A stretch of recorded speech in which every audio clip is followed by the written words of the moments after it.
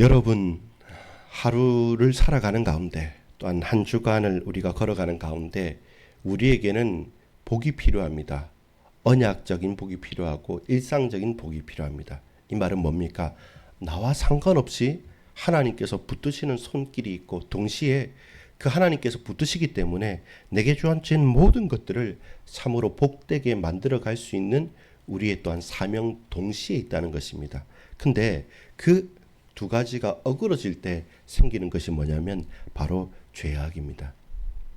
하나님을 믿고 신뢰한다지만 나에게 주어진 것들을 방기해버리고 그냥 하나님 하실 것인데 하면서 스스로 낙심해버리거나 동시에 하나님 좀 제발 계십시오. 내가 하고 내가 할 때 필요한 만큼만 도십시오 라고 하고 그 균형이 깨어질 때 우리는 교만하거나 낙심함으로 죄를 범하게 되는 것입니다. 여러분, 묵은 누룩이라는 것은 아주 큰 것이 아닙니다. 그 방향이 어그러졌을 때부터 결국은 큰 죄악으로 흘러갈 수밖에 없습니다. 여러분, 우리의 마음과 생각을 지켜달라고, 그리고 그 하나님께서 우리에게 허락하신 언약의 방향을 붙들고 살아갈 수 있게 해달라고 간구하는 이 날이 되어지기를 소망합니다. 아버지 하나님, 묵은 누룩을 내어 던져버리고 참으로 내 형제 가운데 그런 행음과 문제와 사건 속에 있을 때 우리가 단호하게 결정하고 그러므로 공동체를 보호하고 결국 그 영혼도 소송케 되어지는 은혜 있을 수 있도록 역사해 주옵소서. 예수 그리스도의 이름으로 간절히 기도합니다. 아멘. 여러분, 오늘 우리가 함께 나눌 말씀은 고린도전서 5장 1절에서 13절까지의 말씀입니다. 근데 쉽지 않은 말씀입니다. 제가 만약에 간단하게 저한테 말해도 혹시 우리 교회에 도덕적으로나 혹은 법적인 부분까지 포함해서 이건 범죄다, 문제다라는 사람이 온다면 어떻게 반응해야 되겠습니까? 뭐 누구는 신고할 수 있겠다, 아니면 누구는 비난해라, 아니면 이렇게 해라 저렇게 해라 할 수 있는데 사실 또 우리가 논리가 있어요. 어떤 논리가 있냐면 용서해야 된다고. 누구든지 용서해야 되니까 받아들여야 되지 않습니까? 라고 말할 수도 있기도 합니다. 그때 혼란스럽죠. 뭐 개척교회 사람도 없는데 이런저런 사람 가릴 게 있느냐? 누구라도 와서 용서하고 또 위해주고 같이 기도하고 섬기다 보면 그 사람이 깨달을 게지 않느냐? 이런 논리도 필요하고, 반대로 교회는 거룩한 곳인데 어떻게 그렇게 할 수 있느냐라는 논리도 비슷하게 같이 말할 수 있습니다. 자, 오늘 고린도 전서는 어떤 고민이 있었냐면 이 고린도 교회에 이런 사람이 있었습니다. 그래서 처음에는 이 이야기에 대해서 뭔가 싶을 만큼 간접적으로 말하면서 하나씩 하나씩 더 구체적으로 말씀하고 있습니다. 자, 무엇입니까? 첫 번째 보면 1절에서 5절까지 보면 바울이 판결을 합니다. 바울은 그렇게 쉽게 정죄하거나 판결하는 사람이 아닌데 어떻게 말하냐면, 내가 육신으로는 너희를 떠나 있지만 영으로는 너희와 함께 있다.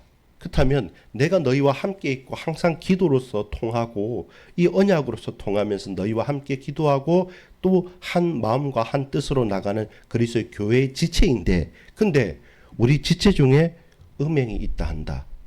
근데 그 음행이 저 이방인들도 하지 않을 만큼 부모와 자식 간에 그런 근친상간이 있으니까 어떻게 이런 일이 있을 수 있느냐라고 하면서 한탄을 하는 겁니다.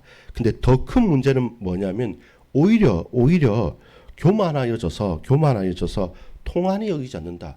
이 문제가 큰 문제인데 너희들은 스스로 대충 얼버무리고 그거 뭐 그럴 수도 있지라고 하면서 넘어가면서 정말로 중요하게 다뤄야 될 그 문제에 대해서 눈을 감고 나는 몰라, 복음이면 되지라고 하면서 스스로를 위안하고 있는데 과연 그것은 맞느냐? 그렇지 않다라고 하면서 그를 쫓아내라. 그리고 몸을 깨끗이 하라. 이러한 자에게서 돌이키라라고 말하면서 어떻게 합니까? 이렇게 말씀합니다. 조금은 성경을 해석하기가 어려울 수 있는데요. 한번 보겠습니다. 4절에 주 예수의 이름으로 너희가 내 영과 함께 모여서 우리 주 예수의 능력으로 이런 자를 사단에게 내어 주었으니, 이렇게 말합니다. 내어 주었으니 이는 육신은 멸하고 영은 주 예수의 날에 구원을 받게 하려 함이라 라고 말합니다. 3절에 보면 내가 실로 몸으로는 떠나 있으나 영으로는 함께 있어서 거기 있는 것 같이 이런 일을 행한 자를 이미 판단하였노라. 첫 번째입니다. 판단했다고 말합니다. 무엇을 판단했습니까? 육신의 음행을 판단했다고 말합니다. 그것이 분명한 사도 바울의 고백입니다. 판단했다. 같이 있지도 않은데 뭘 압니까? 아니, 육신으로는 함께 있지 않지만 영으로는 너희와 함께 있고 우리는 교회 공동체잖아요. 그래서 한 몸이란 말이죠. 한 몸인데 그 한 몸에 한 손가락이, 한 팔이, 한 다리가 하나님 앞에서 범죄했다. 그러면 어떻게 해야 됩니까? 그 몸을 보호해야 되기 때문에 그를 사단에게 내어주라 라는 말은 무엇입니까? 사단에게 판 것이 아닙니다. 그를 이 공동체에서 버려두라는 겁니다. 이 공동체에서 벗어나게 만들으라는 겁니다. 그가 행음하고 범죄하였는데 계속 그 공동체에서 두면 어떻게 됩니까? 죄라는 것은요. 그리고 죄악이라는 것은 아주 유혹입니다. 또한 아주 전염성이 큰 것입니다. 알게 모르게 서로서도 거기에 둔감해지고 너만 그래? 나도 그래. 쟤도 그래? 그럼 이거 괜찮아 라고 하면서 그 공동체를 좀먹게 되고 무너지게 되는 겁니다. 그래서 바울은 말합니다. 그를 사단에게 내어주라. 사단에게 내어준다는 것은 뭡니까? 뭐 우상 숭배를 한다는 겁니까? 그렇지 않습니다. 이 공동체에서 삶의 현장으로 보내버리라는 겁니다.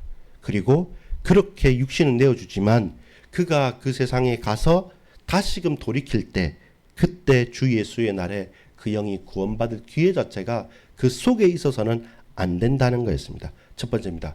판결을 한 것입니다. 판결을 한 것입니다. 음행에 대해서. 두 번째입니다. 그 이유와 그 근원에 대해서 생각합니다. 그들에게 말하죠. 두 번째는 뭐냐면 거룩, 누룩에 대해서 말합니다. 누룩은 무엇입니까? 거룩하지 못하게 만드는 것. 그럼 우리는 뭐 해야 됩니까? 거룩해야 되잖아요. 그럼 우리에게 무엇을 제하여야 됩니까? 누룩을 제하여 버려야 되죠. 너희가 자랑할 것이 옳지 아니하도다. 적은 누룩이 온 덩어리에 퍼지는 것을 알지 못하느냐. 마치 누룩이라는 것이 그 곰팡이와 비슷한 거죠. 마찬가지로 여러분 이 조금 있으면 습해지는 여름이나 보면 환기가 되지 않고 일교차가 나거나 기타 등등 뭐 상온에 음식을 놔두거나 하면 금방 곰팡이가 풀어버리고 또 벽이나 이런 것도 일교차 때문에 습기 때문에 금방 곰팡이가 퍼져버리는데 그냥 별것 아닌 것처럼 저거라고 하지만 순식간에 모든 것을 싹 해버리는 것들. 결국 무엇입니까? 거룩하게 흠이 없게 그리고 하나님 앞에서 예수 그리스도의 피값으로 우리를 샀는데 이 공동체가 이 작은 누룩 때문에 모든 공동체가 다 썩어버리고 곰팡이가 확 퍼버릴 수밖에 없는 겁니다. 그러면 그리스도의 희생을 타락시키고 또한 희석시키고 그 누룩으로 말미암아 죄악을 크게 만들어 버리는 것이죠. 그래서 누룩과 같다는 겁니다. 이 일이 그냥 우리 공동체에서 사랑하고 덮고 그리고 기도해 주면서 기다려 주면서 하겠다라는 것이 아니라는 것입니다. 단호해야 될 것 그리고 거룩해야 될 것. 그러면서 거기에 행동에 대해서 말합니다. 첫 번째는 판결한다. 두 번째는 거룩하라는 것입니다. 그럼 누룩을 제하지 않고서는 거룩해질 수 없다는 겁니다. 세 번째는 권징하라는 겁니다. 무엇입니까? 그를 추방하라는 겁니다. 결론적으로 13절에 보면 밖에 있는 사람들은 하나님이 심판하려니와 이 악한 사람은 너희 중에서 내쫓으라. 이것이 마지막에 하고자 하는 법입니다. 그 사람을 내쫓으라. 왜냐하면 그 사람은 누룩이다. 너희 속에 그 사람이 있으면 이 모든 누룩이 온 교회에 퍼질 것이다. 그의 육체를 사단에게 판다는 것은 이 공동체에 보호받는 이 공동체에서 그를 내쫓는 것이다. 그리고 그것에 단호해야 될 필요가 있다라고 말하는 것입니다.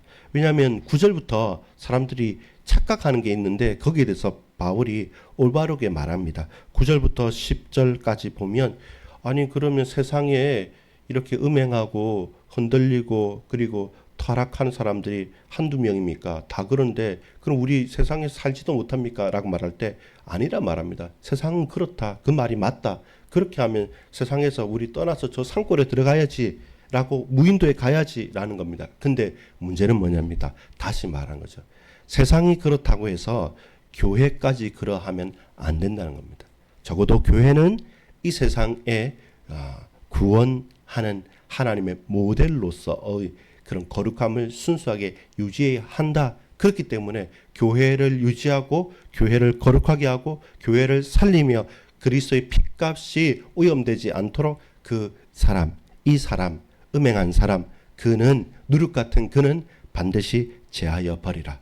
그것이 결국은 그가 다시 돌이킬 수 있는 기회가 되고 그것이 결국은 더욱더 거룩하여지고 더욱더 하나님 앞에 정결하게 되어지는 교회로 말미암아 또 더 많은 타락한 자들을 다시 돌이키는 기회가 된다는 것입니다.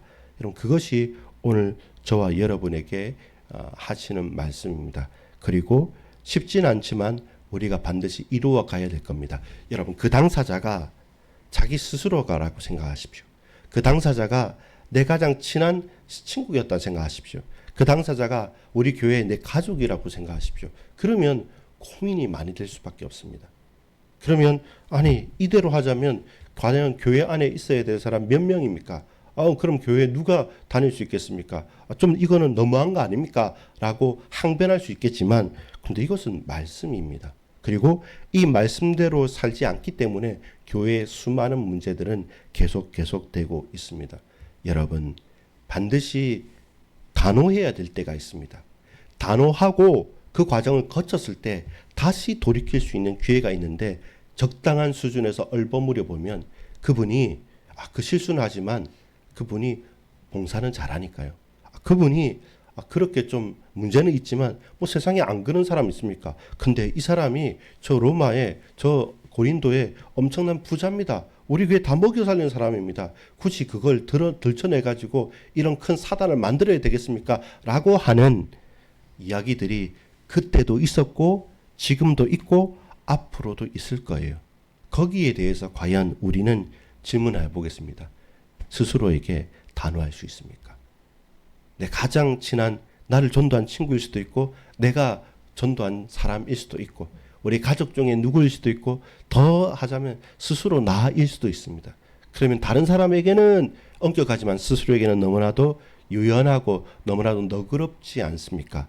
이것을 깨어서 간구하지 않고 그 기준이 있지 않으면 우리는 쉽게 할 수 없습니다. 사단에게 내어주라. 지금 그 문제 때문에 아닙니다. 나가십시오. 그리고 그가 그 문제를 해결하고 그 문제를 해결할 수 있도록 기도하고 있다가 그가 다시 돌이켰을 때 다시 거룩하여진 이 자를 위해서 눈물로 받아들이고 그리고 치유하고 그리고 사랑하면서 다시 회복할 수 있는 그 과정을 겪어갈 수 있고 그 과정을 만들어낼 수 있을 만큼 우리 교회는 건강한가? 우리 가정은 건강한가? 저와 여러분 그만큼 성숙되어 있는가? 왜냐하면요 문제 있다고 어떤 실수했다고 우리는 낙인을 찍어놓고 언제나 뒷담화를 하면서 언제나 내게 편한 대로 활용하는 경우도 많거든요.